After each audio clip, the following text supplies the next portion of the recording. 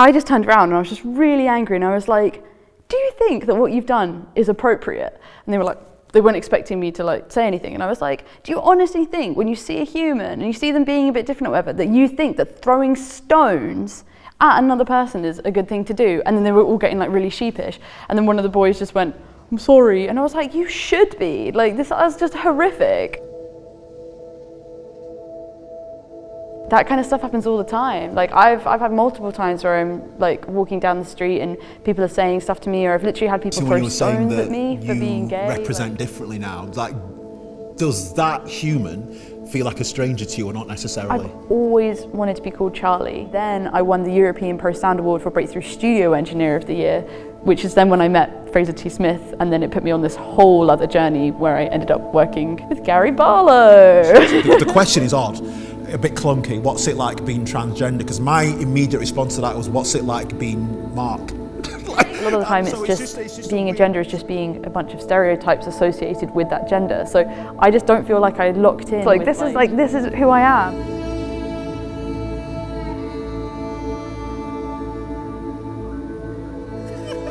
Well, Charlie, welcome to my place. Thanks for having me. This is sick. I'm just delighted to have you here, actually, for a number of reasons. But first, how are you feeling? I'm feeling really good. It's so sunny today. Not to talk about the weather, but like, it makes such a difference, right? Yeah, like every non-Brit watching this show is like, that's such a British thing. It's so true. No, but yeah, I agree that the weather gods have helped me today. It's beautiful. But the main reason that I'm really happy to have you actually, because like we first met, I had to check through my archives. We first met in May 2017. God, was it that long ago? Wow. Almost 5 years ago. That's amazing, really. Yeah. I mean, I say we first met. That's the only time we have met, because like the nature of my job is like working with artists, like in a photography capacity. You meet them and you never see them again, but we all chat online and Twitter and stuff. But the reason your shoot, and I don't know if I've ever told you this before, the reason like your shoot is particularly special is like, for me, is like, I still now, 5 years later, legitimately adore those shots. Like, you were just a badass. Like, you were just a badass in those shots. But what's really interesting about you is like your, like, camera face, like when the necessity is to take a photograph, like you just change into another human almost. You change, because you're very fun and just, you're very fun and playful normally, then you just switch it to cool. What do you think when you think back to those photos? Because that's quite funny. Well, I guess an interesting element of that is like, I guess it's kind of putting on an act in a way, like the cool act or whatever. So, and I feel like that's something I've done so much in my life, and also during that period of time I presented so differently. So I really did have like switches of like, this is how I am in this environment. And I know everyone has them in different capacities through their life, but yeah, I really liked those photos, and I still look back at them, even though I've like changed my hair and stuff. Like I'm still like, all right, come through, like with those shots. So thank you for taking such amazing pictures. Yeah, it's really so. Yeah, I mean, it's interesting when you were saying that you represent differently now. Like, does that human feel like a stranger to you or not necessarily? I think it's. I feel like my past has definitely shaped me to be the person I am now, but I think that presenting in the way that I did before was a bit fake, and I feel like now I'm living a much more authentic life. I'm able to just enjoy things even more. I'm not like, how am I meant to be in this environment? How am I meant to do this? Like, it's more just like, cool, this is actually really fun and I love it, rather than going like, I should find this fun. You know what I mean? Like, I think there's a lot more that I'm experiencing now in a more authentic way. When you say you present the way you presented then felt fake, do you mean even like back then you were very cognizant that this isn't who I am, like, or is it only retrospectively you look back and think, that's not who I am? I don't know if you knew in the moment that this isn't the true me. Well, I would actually say I feel like I'm quite lucky, because I think other people I know were genuinely unhappy with themselves in those states, and I wasn't. I wasn't saying I'm being fake. I think it is a retrospective glance at it that I'm like, oh, that wasn't quite what I wanted to be, like, but I didn't realize, which I feel like is nicer, because, and then I wasn't like hating myself as it was happening, if that made sense. Like, So when did you officially? Because what happened between that shoot in 2017? Stuff happened that we just lived, right? Yeah. So what happened is, I think it was around at some point last year in 2021. For some reason, you came back on my feed, and then I realised that you were on this new journey, and I don't know if it's a new journey per se, but maybe you did. Maybe you felt more aligned with your true self. So I don't know, what happened in that period of time. It's just really interesting to me. Well, I honestly think the pandemic has completely changed so many people's perspective on life and their own interpretation of themselves, and the amount of people that maybe realised that they were queer or trans or just wanted to change and live authentically as themselves. And I just really relate to that. There was so much time for self-reflection and so many things that I was going through that I was just I've always wanted to be called Charlie. And that's something I fundamentally, my first teddy was called Charlie, and I've just always wanted that. My middle name was Charlie. I was just this is who I am. And there's such an interesting thing working in the field I work in, which is music production. Because when I sort of started to get some notoriety as a producer when I was 17, 18, I had a name that was very feminine. And because there were no female record producers in the music industry, there was 4, having a name that was overtly feminine was such an advantage. And when I was 18, I was going to change my name to Charlie, just regardless of anything. I was just I just want to be called that. But then I didn't, because I was oh, if I get called Charlie, people are going to think I'm a guy on these lists and I'm not going to be able to get work.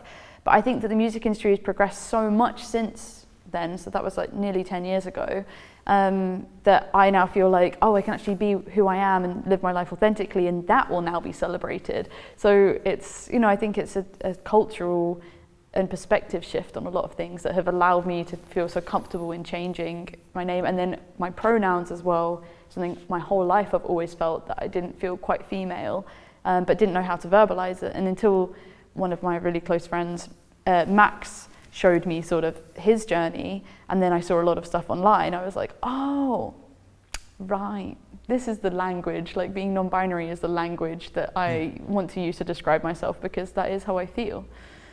So. It's interesting when you said I can't remember how you just phrased it. Did you say for years I didn't quite feel female? Is that how you just phrased it? Yeah. But that doesn't equally necessarily mean that you felt male per se, because you didn't necessarily feel aligned with either. Would that be fair to say? It's more that, if you deconstruct gender, a lot of it is all just stereotypes over what anybody should be doing anyway. And so really, I think being non-binary is quite logical if you feel like that, if you don't feel like you're aligning with what you were assigned as birth, because a lot of the time it's just being a gender is just being a bunch of stereotypes associated with that gender. So I just don't feel like I locked in with hardly any of the female stereotypes.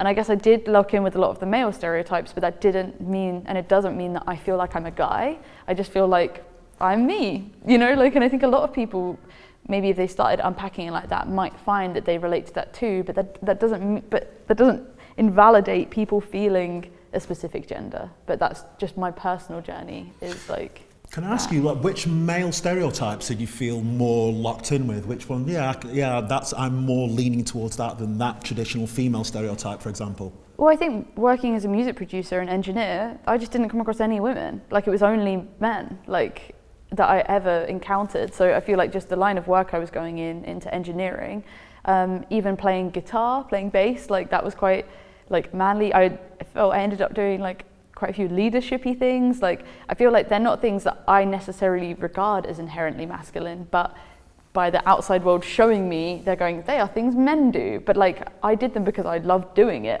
It was completely irrelevant. In fact, I didn't realize I was a female record producer until I was 18, 19, or that was a big deal, until I started getting loads of interviews going, what's it like to be a female record producer? And I was oh, I didn't even notice. I'm just doing my job. I'm just working in studios. I'm just writing music. I'm just doing this. And then it became such a laborious thing that so many people just kept asking me the same question over and over again. And I was just oh my God.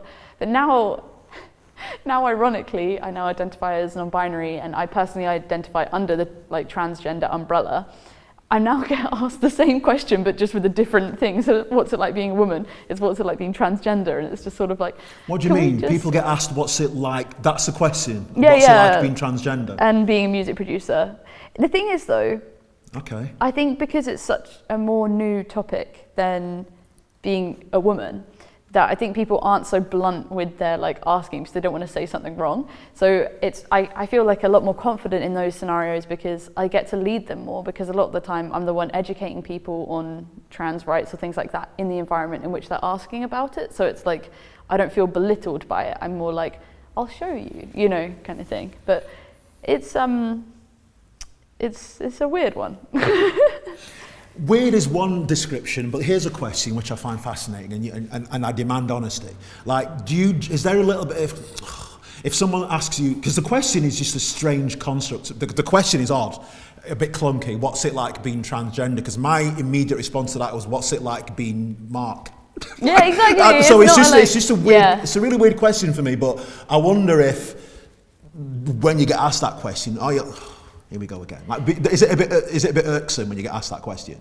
I think the thing that I think is a shame about being asked a question like that is I don't think that person's thought about the question, because what could the answer possibly be? Like, it's so ambiguous. Like, if you wanted to go like, I don't know, I just don't think it's a relevant question to go, sure, what do you think it's like to be transgender and doing music production? Like, that's too ambiguous. What you could say is like, do you notice a difference in your queer and transgender clients relating to you more in sessions? What do you find the like advantages of being open about yourself and how you connect to music? Like, you could ask questions like that because they're like actually quantifiable, but just the ambiguity of the other question is just like, I don't know.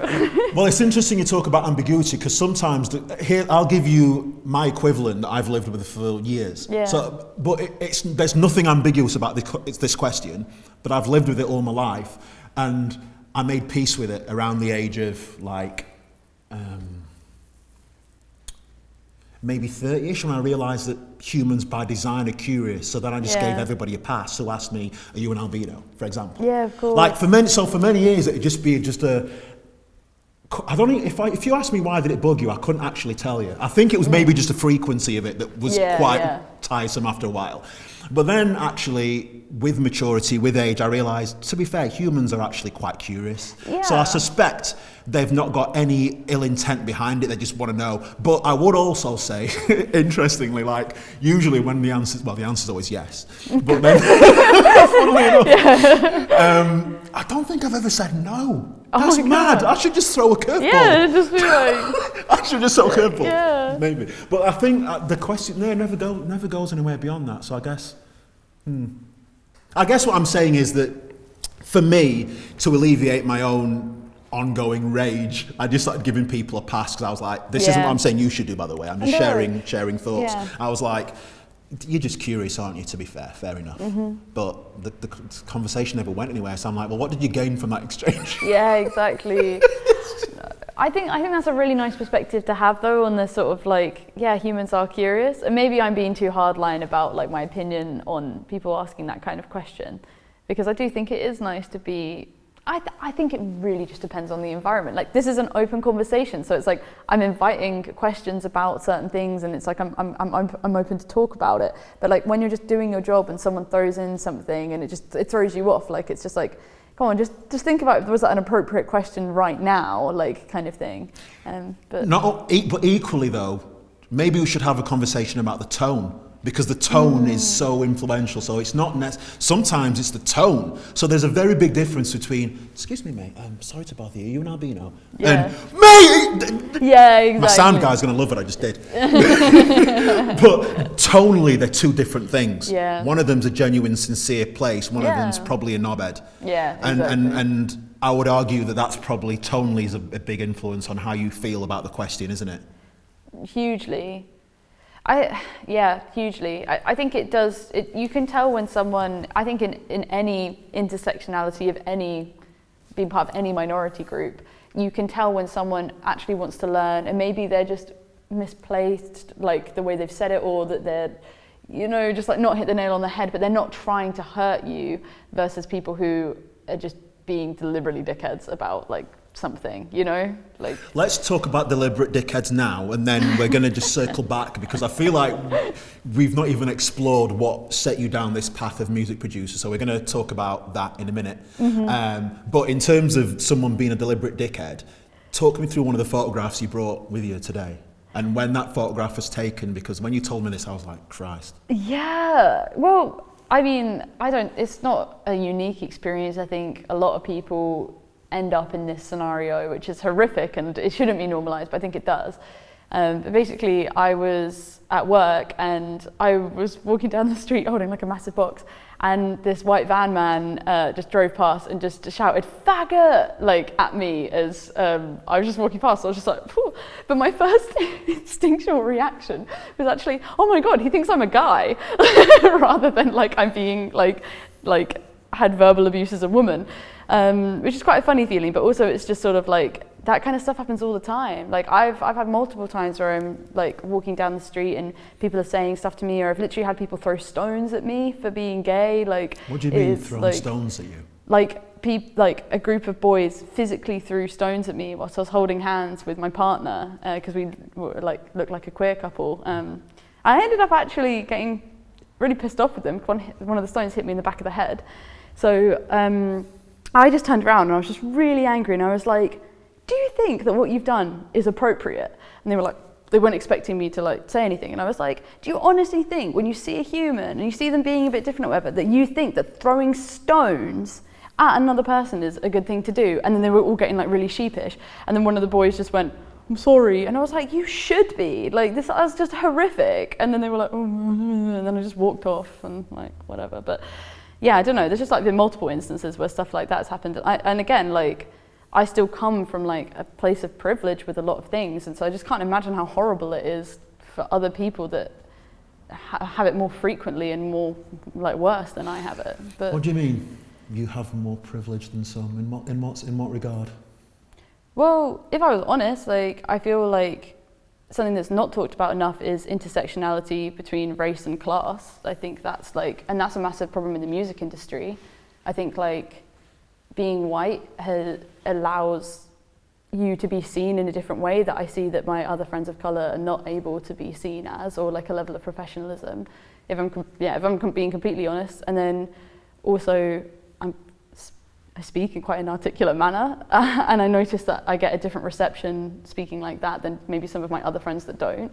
And I just think that that's something that really needs to change, and we need to have better integration of people's perceptions on these sort of topics. But that's kind of what I meant by that. Also people who look more overtly gay or trans. So that photograph you brought in, did you take that shortly after the guy passed and said it? Literally after, yeah. So I took that photo, and then I was in Notting Hill as that photo was taken, and you wouldn't necessarily expect that from like Notting Hill, like to have like a white van man like take a picture of, sorry, not take a picture, shout something at you, and then I took the picture afterwards because I was just like, that happened. So here's a question which will enlighten me, because I sometimes feel like I'm living in a shell when I hear about these incidents of kids throwing rocks at you for argument's sake, or like, I mean, it's depressing what a cliche that is. Like, there's few things I hate more in life than cliches, but if you're gonna shout something like that at you, I'd rather you didn't. But if you have to, please don't be in a white van, because that is just debilitating in terms of what a cliche is. But I know. I actually changed my name and I changed my pronouns, even though I thought that if I did that, I was going to ruin my career. I didn't realize like the quantity of music that I was producing was abnormal for someone my age. I did the talk and it was really good, but I just felt really uncomfortable afterwards. I was like, I'm not a woman. I'm not a woman. I have a challenge for you. Okay, go. It'd be interesting to see what it looks like.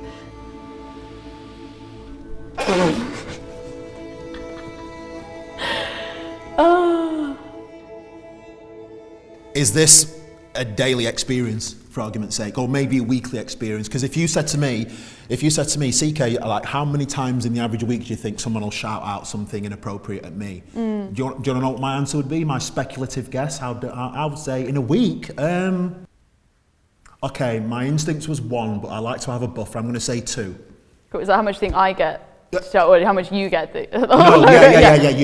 How many inappropriate experiences you'll have in a week? I'm just going to throw 2 out there. It depends where I am. Okay. So I live in like northeast London, and I'm gonna be real, I don't get a lot of flack because I live in like a warehouse, so like everyone around me, look, and I work in a recording studio, so I wouldn't say I get it that much.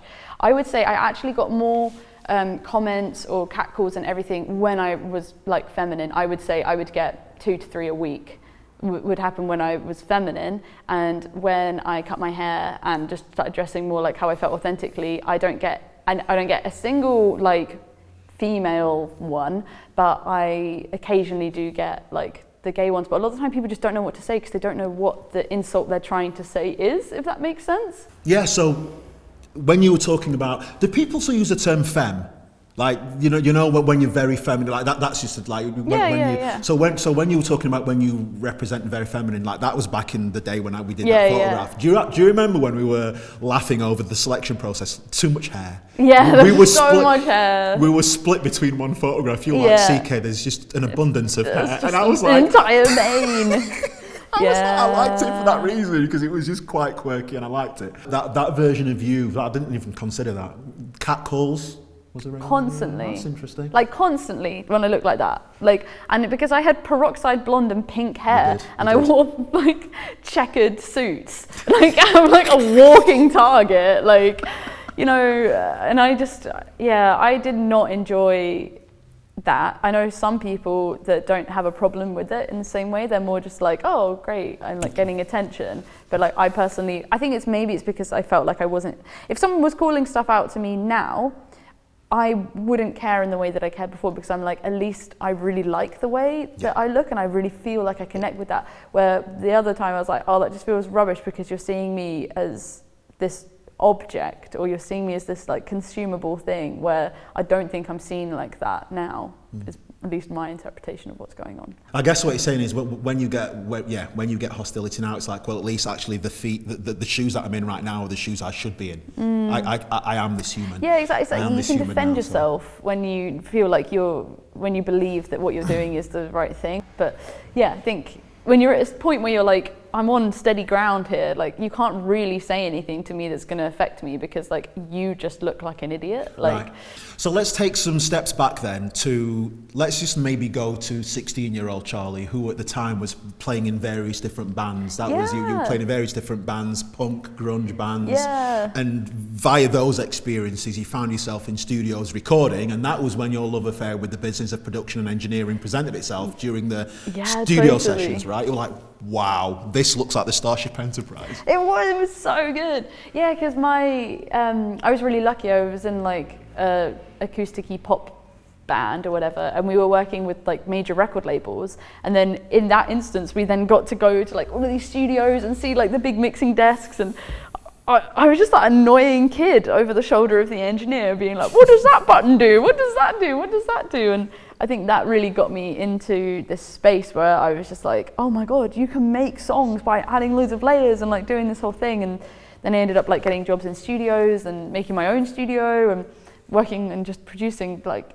a lot of music. I didn't realize like the quantity of music that I was producing was abnormal for someone my age, because I was like 17 and I was like literally producing like multiple EPs and like albums and stuff for other people. One of your earliest experiences of studio, I don't know if it was it Cream Room Studios? Yeah, was one of your first experiences of studio time with Martin Lumsden? Yeah, Martin Lumsden. Yeah. Martin Lumsden, that was one of your first experiences. Yeah. And that's closed down, that studio now, because that was in Hearts, wasn't it? Yeah, in Hertfordshire, yeah. Was that closed down? Yeah, only because of building stuff. The land got sold and the studio had to be taken down, which is horrific. Like, you know, there's not many studios in like rural Hertfordshire, so. But that was an amazing experience because we recorded with our band, and then I got to meet Lumsden, got to meet Martin in that environment, and then he had like a new artist come in, and he basically was like, why don't you come produce like, or work on this session? And I was 17 at the time, and that's when I got my like first studio job as a producer, and then it just kind of like span out from there, and I don't know, lots of things have happened since then. Well, amongst the many things that have happened, and you talk, when did you win the NMG award?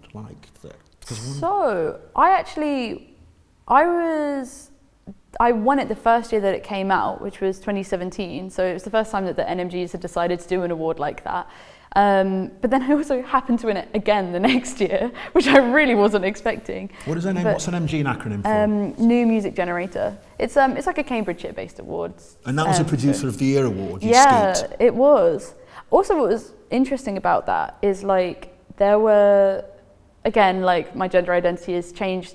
But back then, like when I was identifying as like female, there was a long list of 30 and I was the only woman on the entire list. And then when it shortlisted again, I was the only woman, and then I bloody won it twice, like doing that. And it's such a weird experience. But I guess it's partly because I can't remember how old I must have been doing that. But when I was 18, I produced a track for this artist called Kelly Oliver, and then that got played on BBC Radio 2, and that was the second thing I'd ever produced, and it got played on Radio 2, which then made me, like, I think the youngest producer to have a track on BBC Radio 2. And then I was the youngest member of the Music Producers Guild. Again, I was like 17, 18 when I did that. And then I ended up getting put on this really cool project working with an artist called Laura Marling. And I'm a massive Laura Marling fan, so this was like huge for me. I must have been like 20. And then from that point, I then produced like, I don't know, like, I think I produced like 100 tracks by the time I was like 21 or something. And then that's when I then won the NMG award for Best Producer of the Year. Then I won it again the next year, and then I won the European Pro Sound Award for Breakthrough Studio Engineer of the Year, which is then when I met Fraser T. Smith, and then it put me on this whole other journey where I ended up working with Gary Barlow. I mean, there's no point in me lying. For some reason, I've never been able to adequately articulate. I've got a bit of a like man crush on Gary Barlow. Oh my God! I don't know why. So rogue. Let me. I love it. Let me contextualise that comment. What I mean by I've got a man crush on Gary Barlow, like I'm a documentary maker, so I'm all about stories. Yeah. But his story, I just love it. I just love the grit and determination. All his mates were out playing football, chasing girls, doing whatever they were doing, and he was just nerding out in his bedroom making like demo cassettes and playing working men's clubs every single day. Like his tenacity was staggering, sending out his cassettes to music producers and almost not getting him to take that because he was the fat one. Like I just love his story, but I also love the fact he was, after his meteoric rise, he was a nobody for years because we weren't interested in Gary Barlow solo. Yeah. And just the way he reinvented himself. There's so many reasons, but just as a human, he strikes me as just a good, decent guy. I might be wrong, but I think he is really good at his job, and I think that he is the most dedicated person I've probably ever met in the music industry, other than maybe Ryan, his engineer. So it's definitely an energy in that camp, because I was there for 2 years at his private studio, and that was just like a life-changing experience to get to work in those circles and meet the people that I met. And that was working in-house in his studio, and that was for his project, that was for his making music for, that was Music for Humans, that was his album before last. Yeah, which I'm so lucky that I actually wrote and produced on it, and it went to #1. So that's Gary Barlow. He's Gary Barlow. Yeah, he's like Tesco's. That's how we see him. Like he's a national treasure. He's just there. Tesco's, Corrie, Gary Barlow. Yeah, you're right. But yeah, that was working on that album. But I also was just an in-house like guitarist. I did all that, did loads of edits. I was doing like writing, like any project. Like he works on lots of projects. It's not just like one album. So I was probably working for the humans as well. He does. So I was probably working on about 5 projects or more with him. Which again, just the stuff I learned on how quick things are expected and the quality. Like it's got to be quick and good. Like it can't, kind of thing.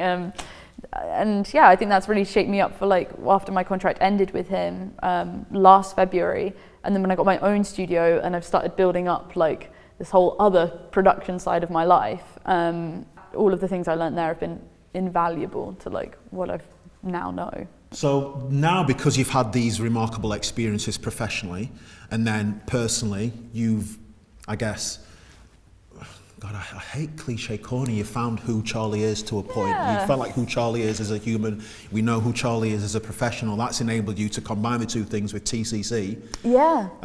Which is trans, creative collective. Boom, yes. I like the way you gave me a paw. CK, you'll get there. I'm going to just wait for you to You're going to do it. keep going, keep going. Yeah. Tell us about TCC. Well, it just feels like magic. It feels incredible. And like, I really feel like I found my people doing this. The concept of the TCC has been on the cards for a while with me and my friend Max.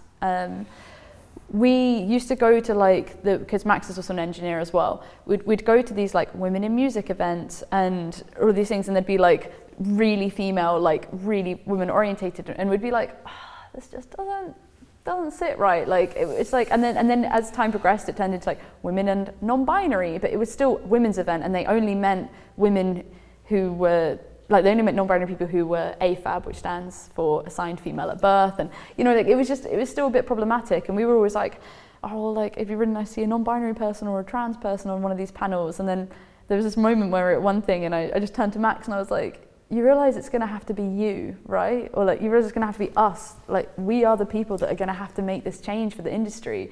And we were just like, oh my God. So that was like maybe 5 years ago that these conversations started. And then last year, I was very kindly asked by Abbey Road Studios if I wanted to go on their International Women's Day panel, which I said yes to, very conflicted, but I was like, okay, I don't want to turn down an opportunity like this is huge, but I was just like, I did the talk and it was really good, but I just felt really uncomfortable afterwards. I was like, I'm not a woman, so it doesn't, I don't want to like keep perpetuating this. So then I like kind of like rang Max and was like, oh, I feel really like horrible about this. For context, Max is a trans guy. And then he was like, by the way, it's Trans Day of Visibility in 2 weeks. Why don't we try do something for that instead? You know, like just sort of like, it'll make you feel better. And I was like, I don't feel sad for long. I'm like, here we go, what are we doing now kind of thing. Yeah. So then I just emailed Abbey Road and was like, by the way, it's Trans Day of Visibility in like 2 weeks. Maybe you could do something for TDOV because you've just done something for International Women's Day. And they were like, yeah, okay. And I was like, why don't we do a documentary and get an entirely trans crew and artist, and we'll do a call out, and then Abbey Road will like film the documentary, and we'll film the documentary at Abbey Road, and then we'll do a panel talk. And then Abbey Road were like, yes, we will. And it was like, oh my God. So then we spent the most manic 2 weeks getting this whole thing together, like filming, like getting the production crew together, which is then how we met Nelly, who is now a founder of the TCC officially. But anyway, I'm explaining this Abbey Road thing a lot, but it's one of your photographs, to be fair. It is one of my photographs. Yeah, I mean, it's a pivotal moment, because the reality is to have an establishment like Abbey Road be pro-trans rights in an industry that is very not pro-trans rights was just a turning point, I think, in the music industry. It was the first time a studio had ever done anything that we were aware of for trans rights, and for it to be arguably the biggest studio in the world was just like an insanely amazing opportunity. So after that, we did a panel talk, and we noticed that there was more trans people than I'd ever seen, all in the like watching the Zoom. And we were like, oh, we need to like get everyone together. Like, we can't just like let this opportunity slip of all of these transgender music producers. So then like, whilst I was doing the talk, I was like on like Google spreadsheets, like making a spreadsheet up. And then at the end of the thing, I just like dropped it into the thing and was like, by the way, if you want to put your information on here, like we can all stay in touch or whatever. Yeah. And but that was like March a year ago. And so we'd been like bubbling under for like 8 months or whatever, coming up with the concept of the Trans Creative Collective, which we really wanted to launch properly when we did it. Like, we didn't want it to sort of fizzle, but we still need to do a soft launch. So on January 3rd, 2022, we did our official launch. And on the first day, we got such an incredible reaction, and so many people wanted to get behind us. Like, we weren't sure what it was going to be like, if people were going to unfollow us, or if people were just going to be like problematic with what had happened and everything. But they weren't. People really, really got behind us, and we've now done massive collaborations with different brands, and they're not out yet. So if you follow the TCC, you'll find us. Do you want to just share the handle on Instagram? Yeah, it's @the.tcc. if you want to follow it. And everything's green and yellow, like Dee Green and yellow. Well, it's interesting. I mean, to be fair, ever since I've known you, branding has been such a focal point for you in terms of just, and it's not necessarily something that all artists have that muscle, but you've always been very acutely aware of the importance of branding, so I'll give you credit for that. Thank you. Remind us the name of the documentary that was filmed in Abbey Road Studios. Oh yeah, sorry. It was, if you just type in Abbey Road and then Transgender Day of Visibility, you'll be able to find the documentary. And 12, it's a short doc, it's 12 minutes. Yeah, it's 12 minutes, yeah, it's just like a little something. I think it's funny looking back on that because we were such babies, like, you know, like, and I really respect Max for going and doing that documentary because he's changed so much since then, and he knew he was going to, but he still agreed to do the documentary anyway, and I just have so much admiration for that. Like, yeah, I don't know, it's just pretty impressive. But yeah, you can look at the documentary and then, or you can follow us and you can see the projects that we're working on. And so on YouTube, it's Abbey Road Transgender Day of Visibility, and it'll almost certainly be the first search result. So to bring this back to present day then, I would like to throw something at you, Charlie. Not, God, I don't know if I can say not a rock, they're questions. Like I'm thinking about, I can't get that dickhead out of my head, which is frustrating. So I'd like to enable us to end by finding out a little bit more about you. So I'm going to throw 3 sentences at you, and I'd like you to end each sentence with an answer that's appropriate to you as a human being today. Okay. Finish this sentence. This one's called World Ends. If the world ends tomorrow, at least I can say I have done something that I believe has positively impacted some of the people around me. Yeah. Wow. You happy with that answer? Should I not be? No. That was my way of saying, you ready for question 2? Or would you like to, let's go for question 2? No, I think, yeah, I'm ready for question 2. Just like, that was a shit answer. Okay. Oh my God. Here's question 2. Finish this sentence. But I'm not perfect. Every day I'm having to work on, and this is a personal thing that you work on rather than a professional thing. Can you say it again? Yeah. But I'm not perfect. Every day I'm having to work on. It's just so cliche, but like I think the thing I actually genuinely have to try hard not to work on, but I don't know, it just sounds whatever, but it's like just to like be less hard on myself. I think I really put myself down like a lot of not thinking I'm ever doing enough or ever like, yeah, so I think probably it would be to be less hard on myself. Okay. And question 3. My one shot at life is best described using the word... Can I hyphenate? That will be the first hyphenate of the series, I would argue, so let's try it. Strategically chaotic. Would be... I'm not happy with that. You're not? You know how a minute ago you asked me, was I not happy? I'm not happy. No. Okay, chaotic. There we go. I'm happy. I'm happy. Oh my God, okay. Chaotic. I guess also rethinking about the first question, I understand now why you may have been like, are you sure? I guess like, I think something at least I can say that I'm now living my life as something I regard as authentic. And that I actually did that, and I actually changed my name and I changed my pronouns, even though I thought that if I did that, I was going to ruin my career and I was never going to be able to work in music again or be ever found again. So I think to be able to do that, and honestly for anyone that like is considering changing their names or pronouns and they're worried about it or they think they're going to lose job opportunities, you don't. You get so many more because people can recognize that you're happy and that you are being yourself, and it's just such a nice feeling. Enlightened words, thank you, Charlie. So, to wrap up then, I have a challenge for you. Okay. So this is the challenge. I would like to give you an opportunity to have a second one shot. That sounds really clunky. As someone that loves the English language, I can't believe I just said I'd like you to have a second one shot. But this is what I'd like to challenge. I'd like to challenge you to let me take one more photograph of you today. Okay. Let's put a line in the sand of how you feel and look and present today.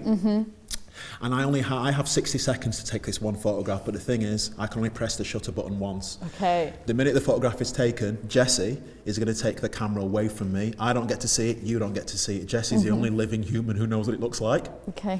And that photograph is going to be sent to celebrity portrait painter Jamie Wilkinson, who's a remarkable talent, and he's going to craft a new, hopefully breathtaking portrait based on that one image, and then we'll be bringing you back here in 7 days, and I'll ask you whether you love it or leave it. If you love it, I'm sure I'll love it.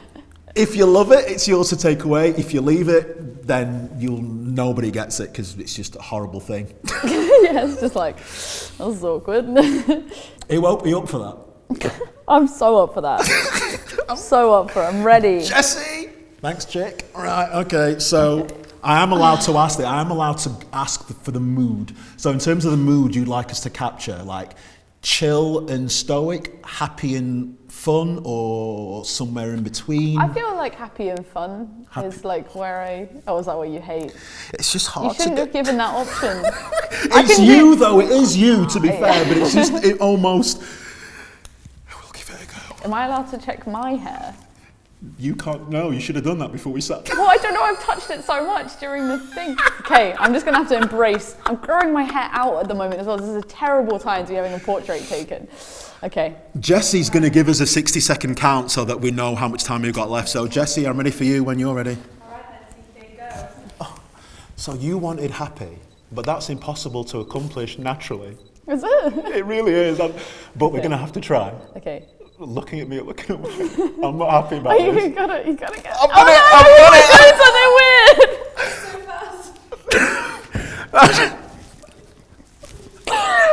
I'm gonna be like... I love it though. I love the authenticity of that. And what, did they get to see it? Well, yeah. It's what is done, and thank you, Jessie. And don't ask her if you can see, because she's not bothered. She's not interested in revealing anything. Oh my god. But honestly, I mean, I know it's been like 5 years since we hung out, but I've really enjoyed this as well. And, I can't believe that we haven't... I literally genuinely feel like we have seen each other multiple times between now and then. I can't believe that we haven't. It must be social. The social skews our sense of reality. So bring it in. Yeah, it's so lovely to see. Oh, thank you. Thanks for getting me in. We're gonna get you back here in 7 days, and we'll see whether you love it or leave it. And I'm sure I'll love it, even if it's cursed. I'm gonna love it even more. You know. Cursed. Yeah, I feel like this. Jessie's not a witch. She doesn't put spells on stuff.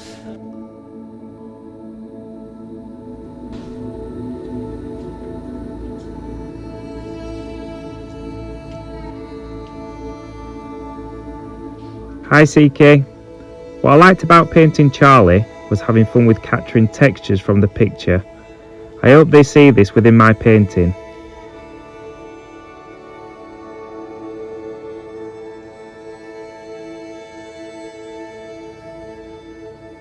My memory of Charlie is that they were laughing heavily. It was a big laugh, and that's great, but it could also be manic.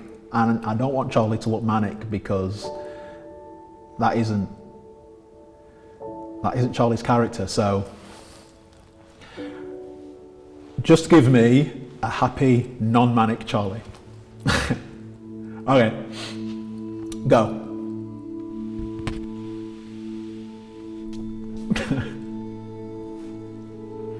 I approve.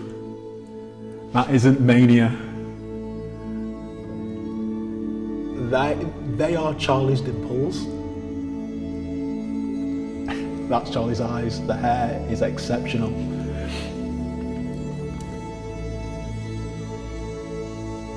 Look at the happiness. I recognise that happiness. That is Charlie's happiness. I'm delighted.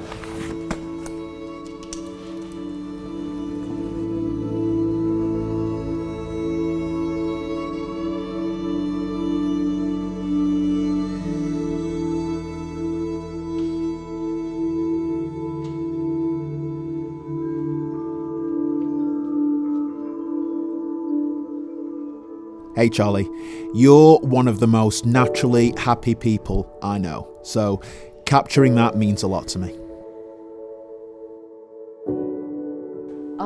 remember laughing but moving a lot when this picture was taken, so I'm slightly worried it's going to be blurry, but I think that's going to be kind of like funny if it is. But yeah, I don't know. I look so different in my opinion to how I looked when this was taken as well, so it's going to be really interesting to see what it looks like.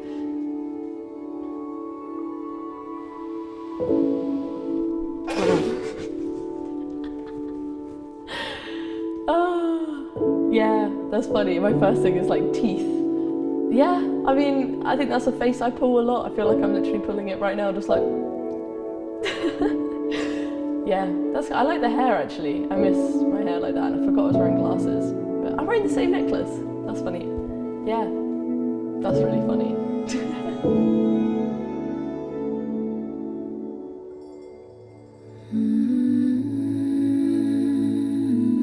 Hey CK, I just want to say thank you so much for getting me involved in this project.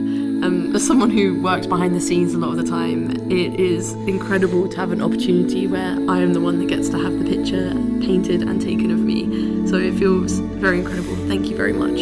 It was wild seeing myself in that way because I do regard myself as a very smiley person. So seeing a portrait immortalising that feels very special. So thank you very much.